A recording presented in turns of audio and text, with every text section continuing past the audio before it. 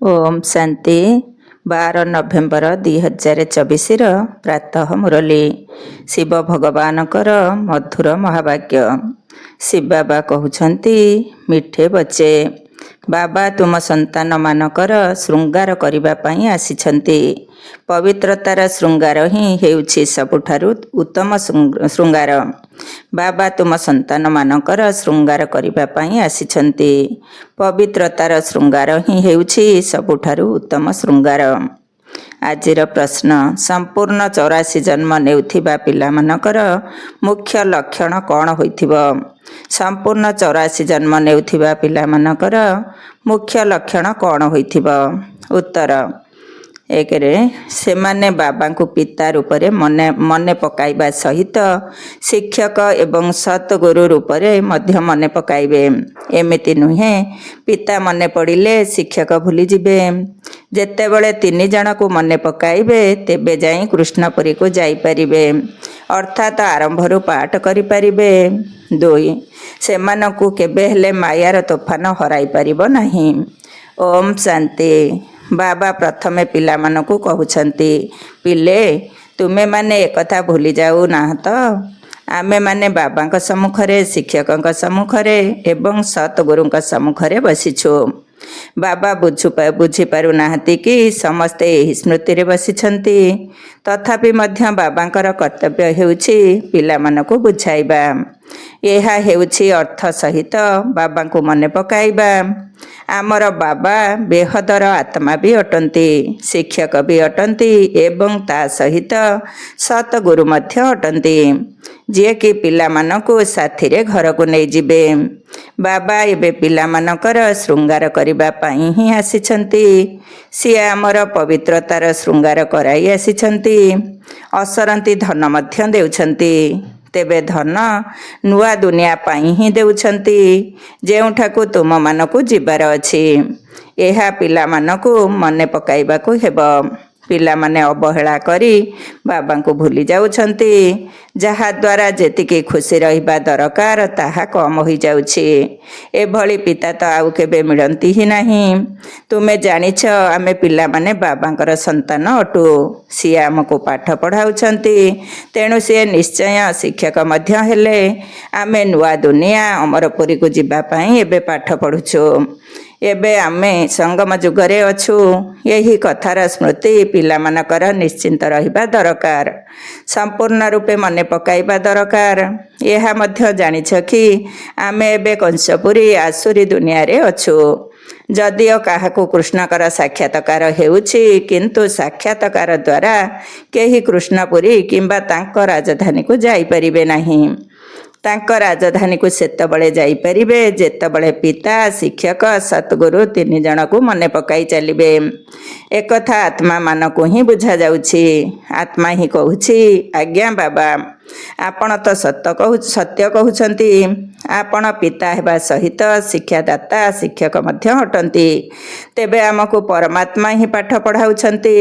लौकिक पाठ मध्य आत्मा शरीर माध्यम रे पढ़ी थाए, किंतु सेतबळे आत्मा पतित थिबा कारणरू शरीर मध्य पतित थाए।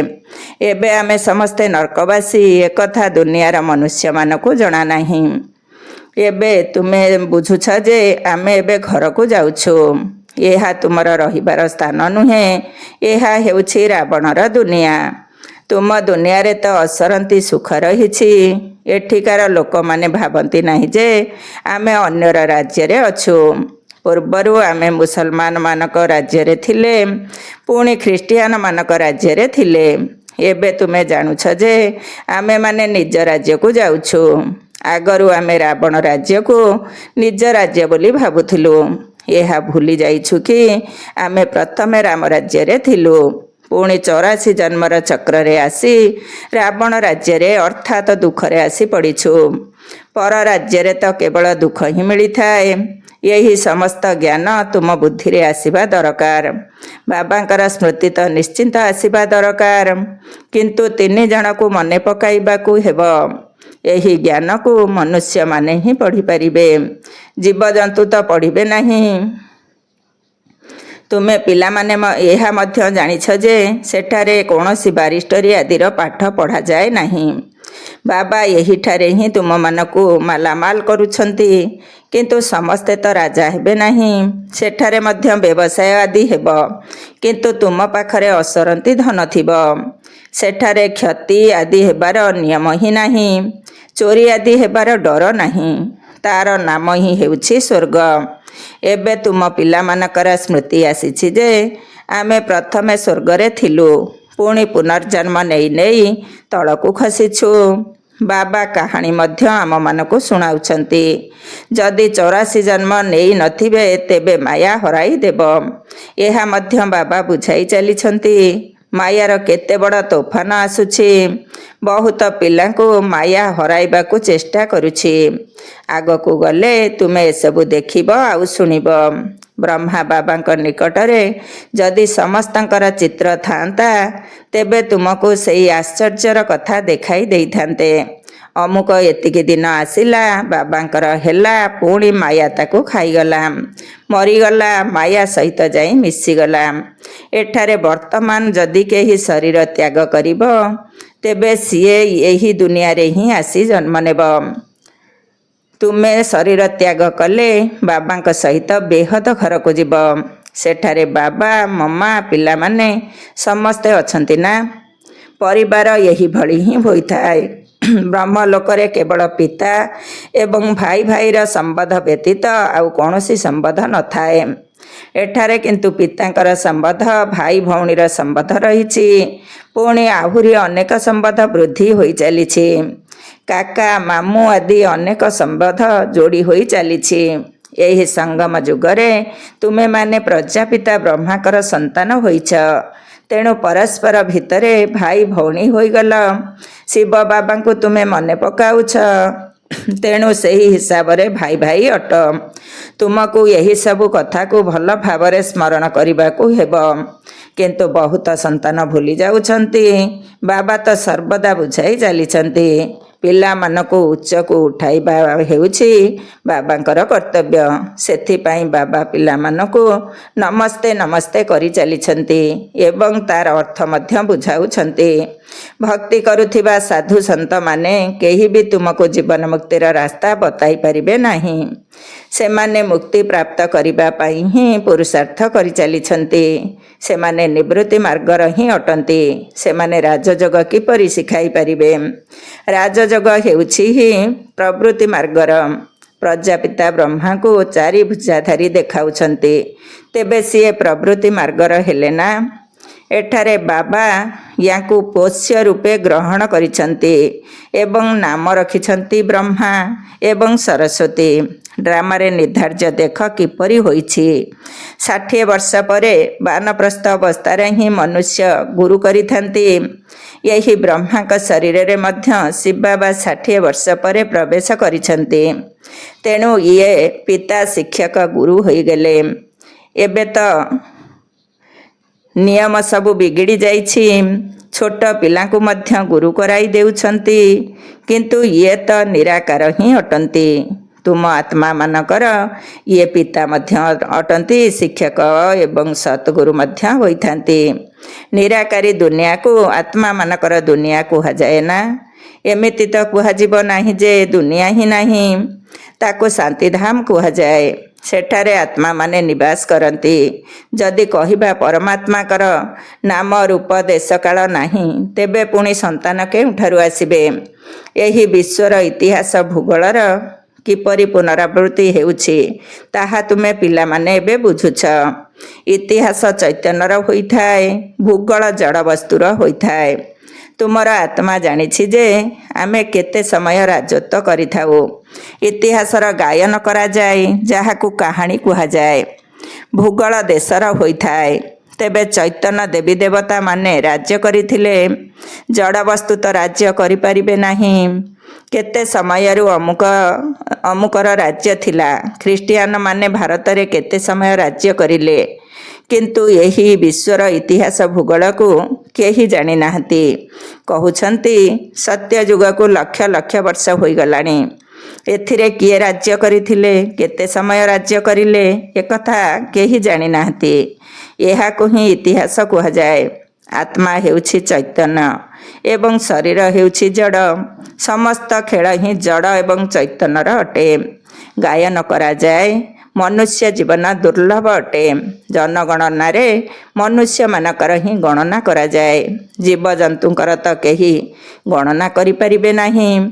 ସମସ୍ତ ଖେଳ ହିଁ ତୁମମାନଙ୍କର ଅଟେ। ଇତିହାସ ଭୂଗୋଳ ମଧ୍ୟ ତୁମେମାନେ ହିଁ ଶୁଣୁଛ।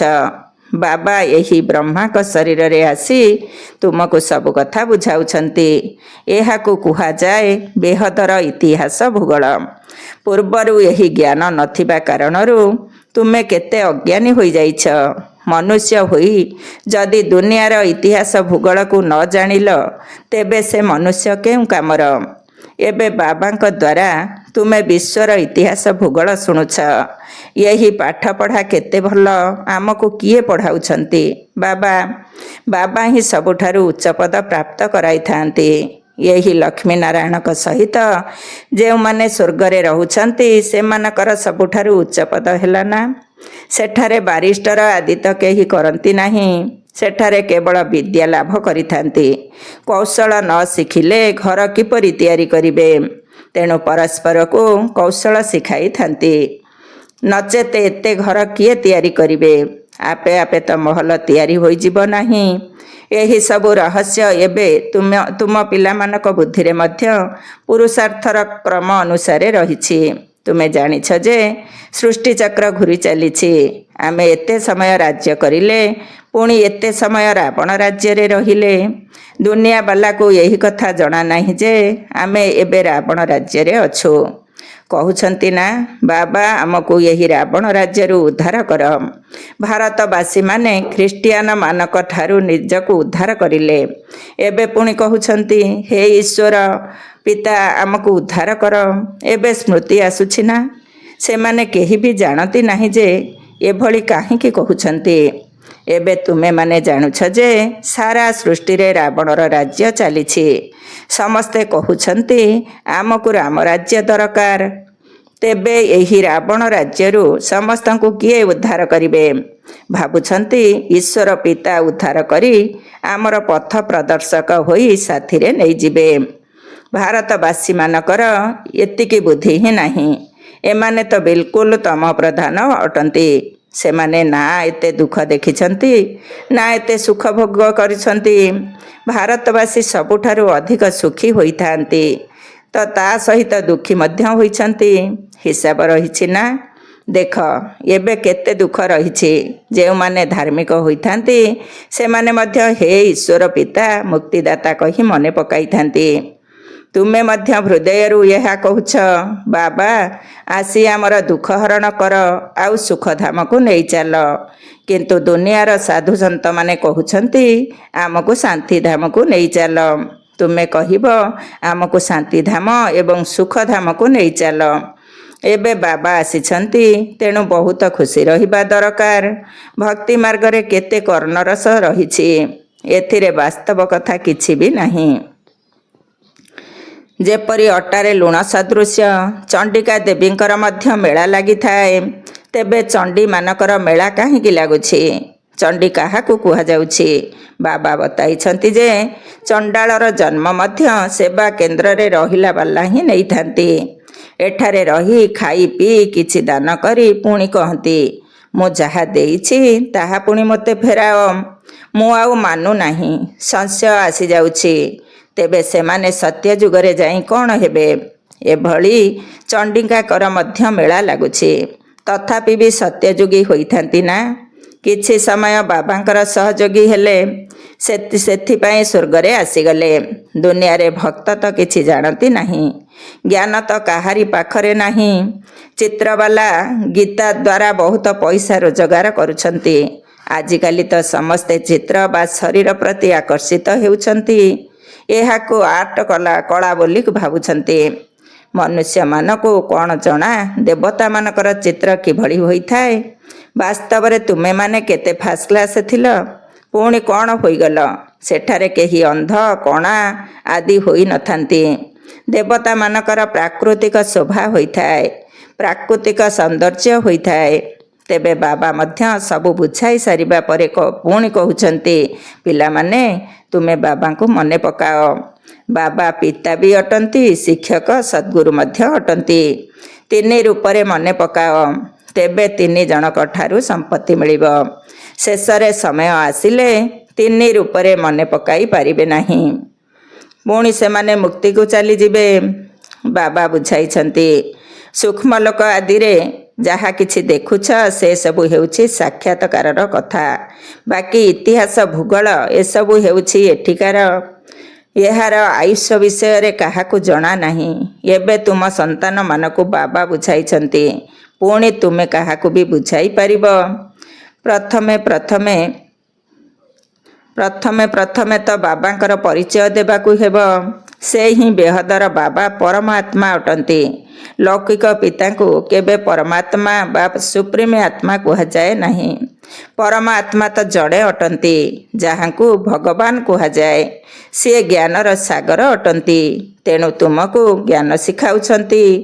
ଏହି ଈଶ୍ୱରୀୟ ଜ୍ଞାନ ହେଉଛି ରୋଜଗାରର ଉତ୍ସ। ଜ୍ଞାନ ମଧ୍ୟ ଉତ୍ତମ, ମଧ୍ୟମ, କନିଷ୍ଠ ହୋଇଥାଏ ନା। ବାବା ହେଉଛନ୍ତି ସବୁଠାରୁ ଉଚ୍ଚ, ତେଣୁ ତାଙ୍କର ପାଠପଢ଼ା ମଧ୍ୟ ସବୁଠାରୁ ଉଚ୍ଚ ଅଟେ। ପଦ ମଧ୍ୟ ଉଚ୍ଚ ଅଟେ। ଇତିହାସ ଭୂଗୋଳ ତ ତୁରନ୍ତ ଜାଣିଯାଉଛନ୍ତି, ବାକି ଯୋଗର ଯାତ୍ରାରେ ଯୁଦ୍ଧ ଚାଲିଥାଏ। ଯଦି ଏଥିରେ ତୁମେ ହାରିଯାଉଛ, ତେବେ ଜ୍ଞାନରେ ମଧ୍ୟ ହାରିଯାଉଛ। ଯୋଗରେ ହାରିଯିବା ପରେ ଛାଡ଼ି ଚାଲି ଯାଉଛନ୍ତି, ପରେ ଜ୍ଞାନ ମଧ୍ୟ ଭୁଲି ଯାଉଛନ୍ତି। ପୁଣି ପୂର୍ବରୁ ଯେପରି ଥିଲେ ସେହିପରି ହୋଇଯାଉଛନ୍ତି, କିମ୍ବା ତାଠାରୁ ଆହୁରି ହୀନ ମଧ୍ୟ ହୋଇଯାଉଛନ୍ତି। ବାବାଙ୍କୁ ସେମାନଙ୍କର ଚାଲିଚଳନରୁ ଦେହ ଅଭିମାନ ସ୍ପଷ୍ଟ ଜଣାପଡ଼ିଯାଏ। ବ୍ରାହ୍ମଣମାନଙ୍କର ମାଳା ମଧ୍ୟ ଅଛି, କିନ୍ତୁ କେତେକଙ୍କୁ ଜଣା ନାହିଁ ଯେ ଆମେ କିଭଳି କ୍ରମାନୁସାରେ ଏଠାରେ ବସୁଛୁ। ଦେହ ଅଭିମାନ ରହିଛି ନା? ନିଶ୍ଚୟ ବୁଦ୍ଧି ଆତ୍ମାର ନିଶ୍ଚିତ ଅପାର ଖୁସି ରହିବ। ବାବା ପଚାରିଲେ, କାହାର ନିଶ୍ଚୟ ଅଛି କି ମୁଁ ଏହି ଶରୀର ଛାଡ଼ି ଯାଇ ରାଜକୁମାର ହେବି? ସମସ୍ତେ ହାତ ଉଠାଇଲେ। ପିଲାମାନଙ୍କୁ ଏତେ ଖୁସି ରହିଛି, ତେଣୁ ତୁମ ସମସ୍ତଙ୍କ ଭିତରେ ତ ପୁରା ଦୈବୀ ଗୁଣ ରହିବା ଉଚିତ। ନିଶ୍ଚୟ ବୁଦ୍ଧିର ଅର୍ଥ ହେଉଛି ବିଜୟମାଳାରେ ଗୁନ୍ଥା ହେବା ଆତ୍ମା, ଅର୍ଥାତ୍ ରାଜକୁମାର ହେବା ବାଲା ଆତ୍ମା। ଏମିତି ଦିନ ମଧ୍ୟ ଆସିବ ଯାହାକି ବିଦେଶୀମାନେ ସବୁଠାରୁ ଅଧିକ ଆବୁ ଆସିବେ ଏବଂ ଅନ୍ୟ ସବୁ ତୀର୍ଥଯାତ୍ରା ଆଦି କରିବା ଛାଡ଼ିଦେବେ। ସେମାନେ ଭାରତର ରାଜଯୋଗ ଶିଖିବାକୁ ଚାହୁଁଛନ୍ତି। ସେମାନେ ଜାଣିବାକୁ ଚାହୁଁଛନ୍ତି ସିଏ କିଏ ଯିଏ ସ୍ୱର୍ଗ ସ୍ଥାପନ କରିଥିଲେ। ପୁରୁଷାର୍ଥ କରାଯାଇଥାଏ। ଯଦି କଳ୍ପ ପୂର୍ବେ ଏପରି ହୋଇଥିବ, ତେବେ ନିଶ୍ଚିନ୍ତ ସଂଗ୍ରହାଳୟ ତିଆରି ହୋଇଯିବ। ବୁଝାଇବାକୁ ହେବ ଯେ ଆମେ ଏହିଭଳି ପ୍ରଦର୍ଶନୀ ସବୁବେଳ ପାଇଁ ଲଗାଇବାକୁ ଚାହୁଁଛୁ। 4-5 ବର୍ଷ ପାଇଁ ଭଡ଼ାରେ ଘର ନେଇ ଏହା ଲଗାଇ ପାରିବ। ଆମେ ଭାରତକୁ ସୁଖଧାମ କରିବା ପାଇଁ ହିଁ ସେବା କରୁଛୁ। ଏଥିରେ ବହୁତଙ୍କର କଲ୍ୟାଣ ହେବ। ଆଚ୍ଛା, ମିଠା ମିଠା ଶିଖିଲଧେ ସନ୍ତାନମାନଙ୍କ ପ୍ରତି ମାତା ପିତା ବାପଦାଦାଙ୍କର ମଧୁର ସ୍ନେହ ସମ୍ପନ୍ନ ଶୁଭେଚ୍ଛା ଏବଂ ସୁପ୍ରଭାତ। ଆତ୍ମିକ ପିତାଙ୍କର ଆତ୍ମିକ ସନ୍ତାନମାନଙ୍କୁ ନମସ୍ତେ। ଆମ ଆତ୍ମିକ ସନ୍ତାନମାନଙ୍କର ଆତ୍ମିକ ବାପ ଦାଦାଙ୍କୁ ନମସ୍ତେ ନମସ୍ତେ ଏବଂ ସୁପ୍ରଭାତ। ଧାରଣା ପାଇଁ ମୁଖ୍ୟ ସାର। 1 ନମ୍ବର, ଅପାର ଖୁସିରେ ରହିବା ପାଇଁ ସଦା ସର୍ବଦା ଏହି ସ୍ମୃତି ରହୁ କି ସ୍ୱୟଂ ବାବା ଆମର ଶୃଙ୍ଗାର କରୁଛନ୍ତି। ସେ ଆମକୁ ଅସରନ୍ତି ସମ୍ପତ୍ତି ଦେଉଛନ୍ତି। ଆମେମାନେ ନୂଆ ଦୁନିଆ ଅମରପୁରୀକୁ ଯିବା ପାଇଁ ପାଠ ପଢ଼ୁଛୁ। 2 ନମ୍ବର, ବିଜୟମାଳାରେ ଗୁନ୍ଥି ହେବା ପାଇଁ ନିଶ୍ଚୟ ବୁଦ୍ଧି ହୋଇ ଦୈବୀ ଗୁଣକୁ ଧାରଣ କରିବାକୁ ହେବ। ଯାହା କିଛି ଦେଇଛ ତାକୁ ଫେରାଇ ନେବାର ସଂକଳ୍ପ କେବେ ବି ଆସିବା ଉଚିତ ନୁହେଁ। ସଂଶୟ ବୁଦ୍ଧି ହୋଇ ନିଜର ପଦକୁ ହରାଇବାର ନାହିଁ। ଆଜିର ବରଦାନ, କ୍ରୋଧୀ ଆତ୍ମାକୁ ଦୟା ଭାବର ଶୀତଳ ଜଳ ଦ୍ୱାରା ଗୁଣଦାନ ଦେଉଥିବା ବରଦାନୀ ଆତ୍ମା ହୁଅ। କ୍ରୋଧୀ ଆତ୍ମାକୁ ଦୟା ଭାବର ଶୀତଳ ଜଳ ଦ୍ୱାରା ଗୁଣଦାନ ଦେଉଥିବା ବରଦାନୀ ଆତ୍ମା ହୁଅ। ତୁମ ସମ୍ମୁଖକୁ ଯଦି କେହି କ୍ରୋଧ ଅଗ୍ନିରେ ଜଳୁଥିବା ଅବସ୍ଥାରେ ଆସିଯାଏ, ତୁମକୁ ଗାଳି ଦିଏ ବା ନିନ୍ଦା କରେ, ତେବେ ଏଭଳି ଆତ୍ମାକୁ ମଧ୍ୟ ନିଜର ଶୁଭ ଭାବନା, ଶୁଭ କାମନା ଦ୍ୱାରା, ମନର ବୃତ୍ତି ଦ୍ୱାରା, ସ୍ଥିତି ଦ୍ୱାରା, ଗୁଣଦାନ ବା ସହନଶୀଳତାର ଶକ୍ତିର ବରଦାନ ଦିଅ। କାରଣ କ୍ରୋଧୀ ଆତ୍ମା ସେତେବେଳେ କ୍ରୋଧର ବଶୀଭୂତ ହୋଇଯାଇଥାଏ। ତେଣୁ ଏହିଭଳି ବଶୀଭୂତ ଆତ୍ମାକୁ ନିଜର ଦୟା ଭାବନାର ଶୀତଳ ଜଳ ଦ୍ୱାରା ଶାନ୍ତ କରିଦିଅ। ଏହା ହିଁ ହେଉଛି ତୁମ ଭଳି ବରଦାନୀ ଆତ୍ମାମାନଙ୍କର କର୍ତ୍ତବ୍ୟ। ଚେତନ ଅବସ୍ଥାରେ ଯେହେତୁ ତୁମେମାନେ ନିଜ ଭିତରେ ଏହିଭଳି ସଂସ୍କାର ଭରି ଦେଇଛ, ସେଥିପାଇଁ ତ ତୁମର ଜଡ଼ ମୂର୍ତ୍ତିମାନଙ୍କ ଦ୍ୱାରା ଭକ୍ତମାନଙ୍କୁ ବରଦାନ ମିଳୁଛି।